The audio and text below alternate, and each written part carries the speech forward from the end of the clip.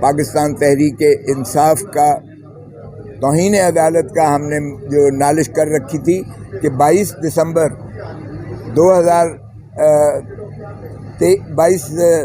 2023 کا فیصلہ جو تھا سپریم کورٹ کا، جس میں انہوں نے حکم دیا تھا الیکشن کمیشن آف پاکستان کو کہ صاف اور شفاف الیکشنز یقینی بنائے جائیں، لیول پلینگ فیلڈ دی جائے، کیونکہ ریاست کی روح ہی صاف اور شفاف الیکشنز اور لیول پلینگ فیلڈ سے وابستہ ہے، تو اس لیے اس کو یقینی بنایا جائے۔ اور اس کی انڈرٹیکنگ جو ہے اٹارنی جنرل اور الیکشن کمیشن کے جو وکلاء تھے انہوں نے بھی دی تھی، جو بھی ایک فیصلے کا حصہ متصور ہوتا ہے۔ تو اس کی چونکہ دھجیاں اڑائی گئیں واضح طور پر اور تصحیح کی گئی سپریم کورٹ کے اس فیصلے کی، جب ہمارے امیدواروں کو جو ہے کاغذات نامزدگی داخل کرنے سے مانع کیا گیا، ہمارے